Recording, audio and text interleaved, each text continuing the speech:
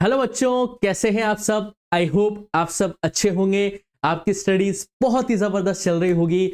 मेरा नाम है इंजमाम खान। स्वागत करता हूं आपका हमारे शानदार यूट्यूब प्लेटफॉर्म जिसका नाम है FMI करियर इंस्टीट्यूट।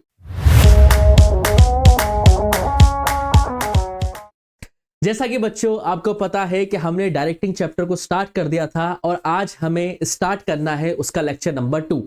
अगर अभी तक आपने बच्चों लेक्चर नंबर 1 नहीं देखा है डायरेक्टिंग का, तो मैं आपको यह सजेस्ट करूंगा कि आप प्लेलिस्ट में जाके सबसे पहले डायरेक्टिंग की प्लेलिस्ट को देखना है और उसमें लेक्चर नंबर 1 को अच्छे से पढ़ना है और उसके नोट्स बनाने हैं।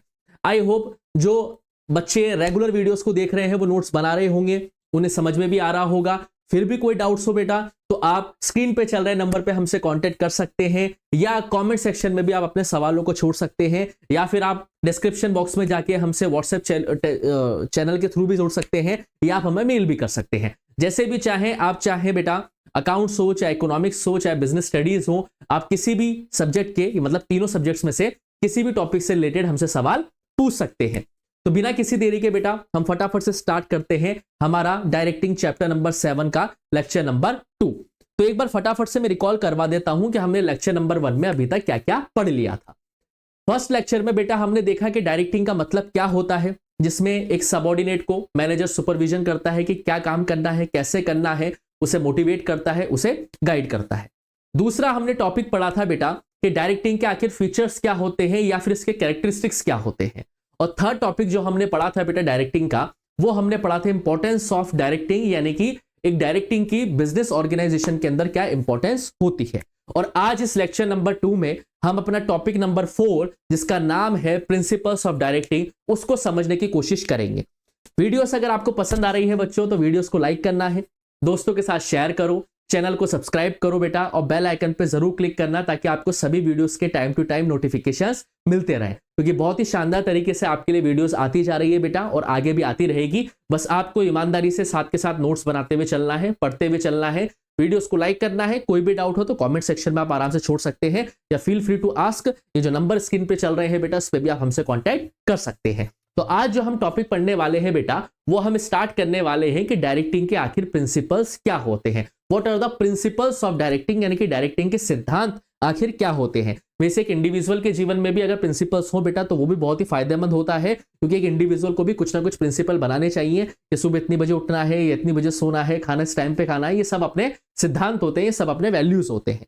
तो वैसे ही हम डायरेक्टिंग के कुछ प्रिंसिपल्स के बारे में हम बात करते हैं। सिंपल सा टॉपिक है, कोई लोड वाली बात नहीं है, छोटा सा लेक्चर रहने वाला है, फटाफट से आपको सारी की सारी चीजें समझ में आ जाएगी। तो सबसे पहला हम प्रिंसिपल देखते हैं बेटा डायरेक्टिंग का, जिसका नाम है मैक्सिमम इंडिविजुअल कंट्रीब्यूशन।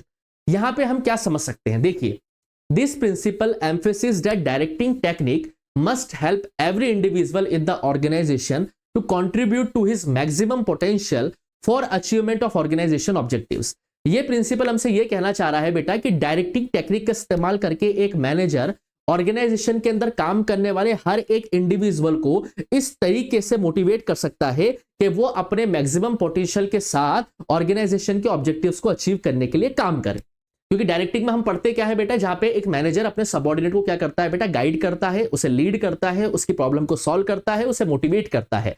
तो पहला प्रिंसिपल क्या है बेटा कि डायरेक्टिंग टेक्निक का इस्तेमाल करके हम ऑर्गेनाइजेशन के अंदर काम करने वाले हर एक इंडिविजुअल की हेल्प कर सकते हैं ताकि वो अपने मैक्सिमम पोटेंशियल, अपने 100% इफेक्टिवनेस और एफिशिएंसी के साथ ऑर्गेनाइजेशन के ऑब्जेक्टिव को अचीव करने के लिए क्या करे बेटा, काम करे। It emphasis on bring out untapped energies of employees.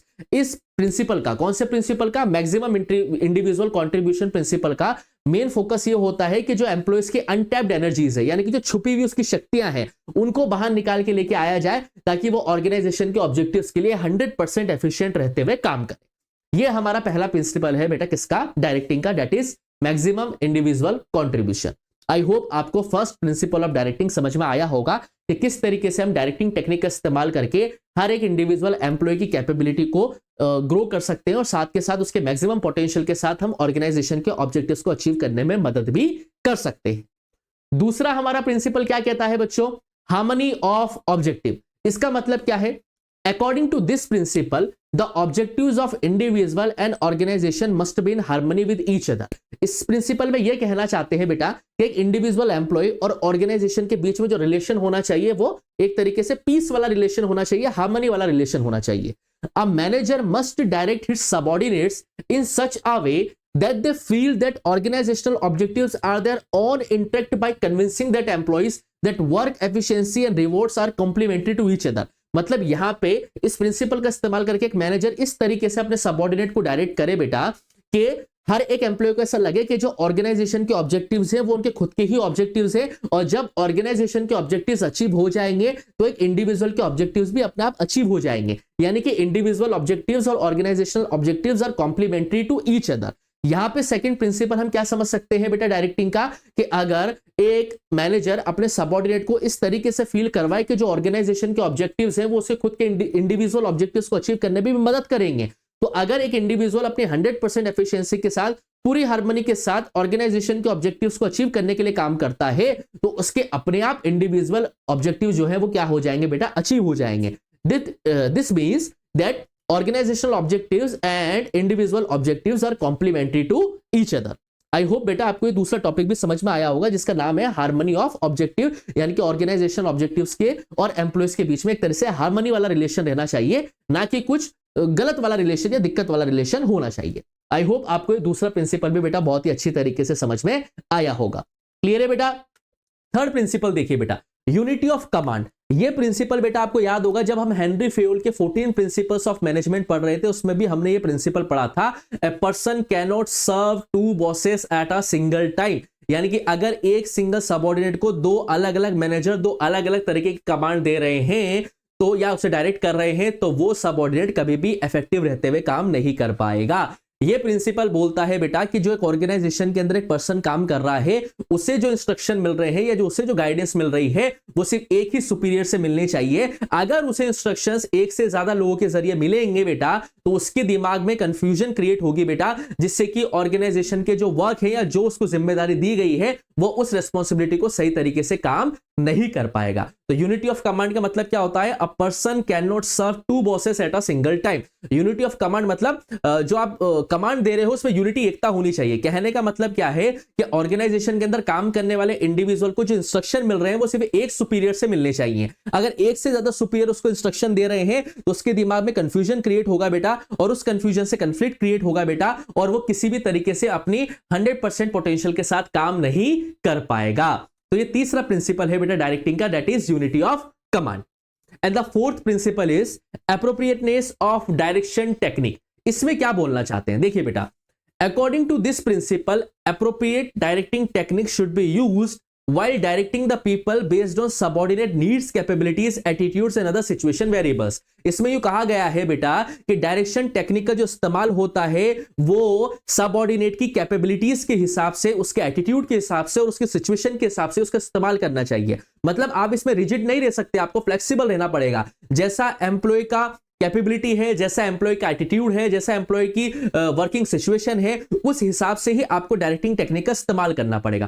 For example कुछ लोगों के लिए मनी जो होता है वो एक पावरफुल मोटिवेटर है, यानी कि किसी की सैलरी बढ़ा दो तो वो एक बहुत ही ज्यादा उसके लिए मोटिवेशन का काम करती है, और किसी किसी के लिए प्रमोशन यानी कि डेजिग्नेशन का बढ़ जाना वो ज्यादा उसके लिए मोटिवेटिंग का काम होता है। तो अगर एक इंडिविजुअल ऐसा है जिसको डेजिग्नेशन से प्यार है तो उसके लिए डेजिग्नेशन बढ़ाओ ताकि वो उसको मोटिवेट करेगी, और अगर एक इंडिविजुअल के लिए सैलरी बढ़ जाने से या मनी बढ़ जाने से एक पावरफुल मोटिवेटर की तरह वो काम करती है तो उसकी सैलरी को बढ़ाओ। यहां पे ये कहा गया है फोर्थ प्रिंसिपल में कि डायरेक्शन टेक्निक का जो हम इस्तेमाल है वो रिजिड तरीके से नहीं करेंगे, फ्लेक्सिबल तरीके से करेंगे। जैसा एक एम्प्लॉय की कैपेबिलिटी है, जैसा उसका एटीट्यूड है और जैसा उसकी वर्किंग सिचुएशन है, उसी हिसाब से डायरेक्शन टेक्निक को इंप्लीमेंट किया जाएगा एक ऑर्गेनाइजेशन के अंदर। क्लियर है बेटा चारों के चारों प्रिंसिपल्स। तो एक बार फटाफट से रिकॉल कर लो बेटा चारों प्रिंसिपल्स क्या है। पहला है maximum individual contribution, directing technique का इस्तेमाल करके एक इंडिविजुअल के 100% पोटेंशियल के साथ उसे कंट्रीब्यूशन को बढ़वाना। हार्मनी ऑफ ऑब्जेक्टिव, कंपनी के अंदर हार्मनी बनी रहे ताकि ऑर्गेनाइजेशनल ऑब्जेक्टिव्स अचीव हो सके और उसके साथ साथ इंडिविजुअल ऑब्जेक्टिव्स भी अचीव हो सके। And the third principle is unity of command. A person cannot serve two bosses at a single time. And the fourth principle is appropriateness of direction technique. जिस तरीके का एटीट्यूड है employ का उस तरीके से उसके ऊपर डायरेक्टिंग टेक्निक का इस्तेमाल किया जाना चाहिए। क्लियर है बेटा चारों के चारों प्रिंसिपल आपको समझ में आ गए। चलिए फिफ्थ वन क्या बोलता है बेटा, मैनेजरियल कम्युनिकेशन। कम्युनिकेशन एक बहुत ही इंपॉर्टेंट टूल होता है बेटा मैनेजमेंट के अंदर। जितना ज्यादा ये लैग होगा उतना ही ज्यादा हम अच्छी तरीके से अपने ऑब्जेक्टिव्स को अचीव नहीं कर पाएंगे, और जितना ही शानदार तरीके का कम्युनिकेशन एक कंपनी के अंदर होगा उतना ही सक्सेसफुल तरीके से उसके ऑब्जेक्टिव्स भी अचीव हो पाएंगे। तो मैनेजरियल कम्युनिकेशन में क्या बात हो रही है, according to this principle effective managerial communication take place at all the level of organization। क्या बता रहे हैं बेटा इस प्रिंसिपल के अंदर कि जो एक इफेक्टिव कम्युनिकेशन होता है वो ऑर्गेनाइजेशन के हर लेवल पे, 3 लेवल होते हैं बेटा, पिरामिड से हमने समझा था, top level, middle level, bottom level. उस हर लेवल ऑफ मैनेजमेंट के अंदर या हर लेवल ऑफ ऑर्गेनाइजेशन के अंदर एक इफेक्टिव मैनेजरियल कम्युनिकेशन होना चाहिए ताकि डायरेक्टिंग टेक्निक को सही तरीके से इंप्लीमेंट किया जा सके, क्योंकि जितना बढ़िया कम्युनिकेशन होगा उतना ही बढ़िया मैनेजर अपने इंस्ट्रक्शंस को क्लियर तरीके से अपने सबऑर्डिनेट को डिलीवर कर पाएगा, और जितना ही अच्छी तरीके से वो कम्युनिकेशन का इस्तेमाल करके अपने इंस्ट्रक्शंस को सबऑर्डिनेट को दे पाएगा, तभी वो सबऑर्डिनेट उस इंस्ट्रक्शंस को अच्छी तरीके से समझ पाएगा और उसे कंपनी के लिए इंप्लीमेंट कर पाएगा। तो एक मैनेजरियल कम्युनिकेशन, ये हम कह सकते हैं कि इफेक्टिव मैनेजरियल कम्युनिकेशन होना बहुत ही जरूरी है किसी भी कंपनी के सक्सेसफुल ग्रोथ के लिए, क्योंकि कम्युनिकेशन में अगर लैग आ जाएगा तो इंस्ट्रक्शन समझ नहीं पाओगे तो फिर ऑब्जेक्टिव कहां से अचीव करोगे। क्लियर हो गई बेटा बात। सिक्स्थ टॉपिक हमारा क्या है, या सिक्स्थ प्रिंसिपल हमारा क्या है बेटा, यूज ऑफ इंफॉर्मेशन ऑर्गेनाइजेशन। इसमें क्या बात हो रही है, देखिए, uh manager should realize that informal groups और organization exist within every formal organization. मतलब एक मैनेजर को ये समझना पड़ेगा कि एक फॉर्मल ऑर्गेनाइजेशन के अंदर भी इनफॉर्मल ग्रुप होता है। इनफॉर्मल ग्रुप जैसे कि व्हाट्सएप ग्रुप बने होते हैं या टेलीग्राम ग्रुप बने होते हैं बेटा, जो एक सेम कैटेगरी के एम्प्लॉयज मिलकर बनाते हैं। तो एक मैनेजर को ये समझना पड़ेगा कि एक फॉर्मल ऑर्गेनाइजेशन के अंदर एक इनफॉर्मल ग्रुप भी होता है। He should spot and make use of such organization for effective directing। तो मैनेजर को उस इनफॉर्मल ऑर्गेनाइजेशन को भी ध्यान में रखते हुए इफेक्टिव डायरेक्टिंग का इस्तेमाल करना चाहिए बेटा, ताकि फॉर्मल ऑर्गेनाइजेशन के अंदर वो इनफॉर्मल ऑर्गेनाइजेशन की इंफॉर्मेशन का इस्तेमाल करके एक इफेक्टिव तरीके से डायरेक्टिंग प्रिंसिपल को इंप्लीमेंट कर पाए। क्लियर है बेटा। तो ये 6 नंबर का प्रिंसिपल है जो आपको याद रखना है बेटा, use of informal organisation. Clear है बेटा। 7th नंबर का प्रिंसिपल हमें क्या बोलता है बेटा, लीडरशिप। लीडरशिप बहुत जरूरी है बेटा, और ये मैनेजर ही करता है बेटा, सिंपल सी बात है। देखिए, according to this principle while direct subordinate, यानी कि सबऑर्डिनेट्स को डायरेक्ट करते वक्त manager should exercise good leadership as it can influence the subordinate positively without causing any dissatisfaction among them.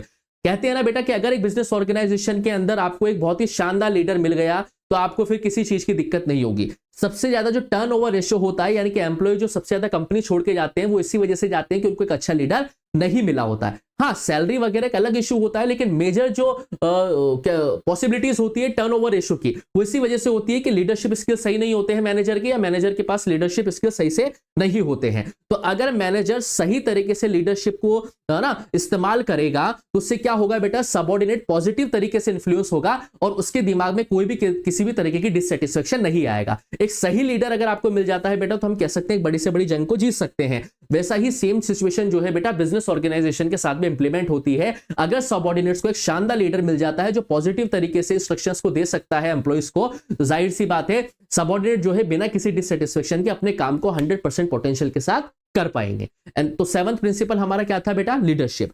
And the last principle of directing is follow through, यानी कि सारे काम पे क्या करना बेटा, एक फॉलो बैक लेना। मतलब क्या है इसका बेटा, देखिए, according to this principle mere giving of an order is not sufficient. मतलब ये प्रिंसिपल हमें ये बताता है कि सिर्फ ऑर्डर देने से ही काम नहीं चल जाएगा कि ऑर्डर दे दिया अब चल जाओ। अब भाई मैं ऑर्डर दे के चला गया, अब वो काम हो रहा है या नहीं हो रहा है, इफेक्टिव तरीके से हो रहा है या नहीं हो रहा है, एम्प्लॉइज उसको सही तरीके से इंप्लीमेंट कर रहे हैं या नहीं कर रहे हैं, जैसा मैंने इंस्ट्रक्शन दिया है एम्प्लॉइज वैसा काम कर रहे हैं या नहीं कर रहे हैं, इसको तो चेक करना पड़ेगा ना। तो सिर्फ ऑर्डर देना ही काफी नहीं होगा, managers should follow it up continuously whether orders are being implemented according or any problem are being encountered, then necessary action should be taken। मतलब मैनेजर्स को लगातार फॉलो अप लेना पड़ेगा कंटिन्यूअसली कि जो उसने ऑर्डर दिए हैं वो उस हिसाब से ही इंप्लीमेंट हो रहे हैं या नहीं हो रहे हैं, और अगर कोई प्रॉब्लम आ रही है तो उसके लिए कोई हम एनकाउंटर एक्शन ले रहे हैं या नहीं ले रहे हैं। सिर्फ ऑर्डर देने से काम नहीं चलेगा। जैसे मान के चलो मैं बोल रहा हूं कि बेटा ये पढ़ के आ जाना, अब सिर्फ ऑर्डर देने से काम नहीं। अगले दिन आके मैं आपसे पूछूंगा भी सही कि आपने पढ़ा या नहीं पढ़ा, अब आप बोलोगे हाँ सर पढ़ लिया, तो मैं उसको क्रॉस चेक करने के लिए कैसे पूछूंगा, आपसे सवाल पूछूंगा उस टॉपिक से कि बताओ ये क्या होता है या ये क्या होता है, फादर ऑफ मैनेजमेंट कौन होते हैं, फादर ऑफ साइंटिफिक मैनेजमेंट कौन होते हैं, हेनरी फेयल ने मैनेजमेंट की क्या डेफिनेशन दी थी, और ये है ना planning, organising, command, coordination, control, ये कॉन्सेप्ट किसने दिया था, 14 प्रिंसिपल्स ऑफ मैनेजमेंट किसने बताए थे। तो ये चीजें आपको पता तभी होगी जब आपने पढ़ी होगी। तो मैं इसको क्रॉस चेक कर रहा हूं, क्यों कर रहा हूं, ताकि मैं फॉलो ले रहा हूं कि बच्चे उसको पढ़ के आए हैं या नहीं आए हैं। तो लास्ट प्रिंसिपल वही होता है कि जितने भी अभी तक हमने प्रिंसिपल्स पढ़े वो सिर्फ ऑर्डर देने का काम कर रहे हैं, लेकिन ऑर्डर देने से काम नहीं चलेगा, मैनेजर्स को लगातार फॉलो अप भी लेना पड़ेगा कि जो मैंने ऑर्डर्स दिए हैं वो उसी अकॉर्डिंग फॉर्मेट में इंप्लीमेंट हो रहे हैं या नहीं हो रहे हैं। So this is the last principle of directing, जिसका नाम क्या है बेटा, फॉलो अप। तो 4 प्रिंसिपल हमने समझ लिए थे। 5th प्रिंसिपल हमने क्या पढ़ा, मैनेजरियल कम्युनिकेशन। एक इफेक्टिव कम्युनिकेशन होगा तो इंस्ट्रक्शन समझने में आसानी होगी, इनफॉर्मल ऑर्गेनाइजेशन का इस्तेमाल करना, एक शानदार लीडरशिप की स्किल्स दिखाना और फॉलो बैक लेना बहुत ही जरूरी है दिए गई डायरेक्टिंग गाइडेंस को। क्लियर है बेटा? तो यहीं पर ही हमारा प्रिंसिपल्स ऑफ डायरेक्टिंग वाला टॉपिक कंप्लीट होता है। जैसा कि मैंने आपको बताया था कि लेक्चर ज्यादा बड़ा नहीं होगा, लेक्चर छोटा सा ही रहने वाला है, सिंपल सा टॉपिक है प्रिंसिपल्स ऑफ डायरेक्टिंग, ज्यादा दिक्कत आपको नहीं आएगी। फिर भी अगर कोई टॉपिक में आपको दिक्कत रह जाता है बेटा तो स्क्रीन पे चल रहे नंबर पे आप हमसे कांटेक्ट कर सकते हैं और बेझिझक होके कमेंट सेक्शन में आप अपने सवालों को छोड़ सकते हैं। वीडियोस बेटा अगर आपको पसंद आ रही है तो वीडियोस को लाइक करो, दोस्तों के साथ शेयर करो, चैनल को सब्सक्राइब करो और बेल आइकन पे जरूर क्लिक करो बेटा, ताकि आपको नोटिफिकेशंस मिलते रहें। अकाउंट्स, इकोनॉमिक्स और बिजनेस के बहुत ही शानदार तरीके से लेक्चर आपके पास आते जा रहे हैं बेटा, आगे भी आते जाएंगे। और जैसा कि आपको पता है कि आपके बोर्ड एग्जाम भी नजदीक आ रहे हैं, फरवरी में आपके एग्जाम स्टार्ट हो जाएंगे, तो कमर कस लीजिए, फटाफट से तैयारी कीजिए, नोट्स बनाइए, शानदार तरीके से पढ़िए बेटा उसको। कोई भी डाउट हो तो आराम से आप हमसे कांटेक्ट कर सकते हैं। जल्दी ही मिलूंगा बेटा आपसे डायरेक्टिंग के लेक्चर नंबर 3 के साथ। आज आपको प्रिंसिपल्स ऑफ डायरेक्टिंग का पूरा अच्छी तरीके से स्टडी करना है और सैंपल पेपर्स वगैरह या प्रीवियस ईयर पेपर्स आपके पास होंगे बेटा, उसमें से डायरेक्टिंग के सवालों को निकालो और जो जो टॉपिक हमने पढ़ लिए हैं उनको करने की कोशिश करो। केस स्टडी की वीडियोस भी आपके लिए जल्दी लेके आऊंगा बेटा। एक बार फटाफट से सिलेबस को कंप्लीट कर लें, फिर हम क्वेश्चंस के ऊपर बातचीत करेंगे। तो जल्दी ही मिलूंगा बेटा आपसे डायरेक्टिंग के लेक्चर नंबर 3 के साथ। तब तक के लिए आप लोगों को पढ़ते रहिए, मस्त रहिए। Thank you, bye bye.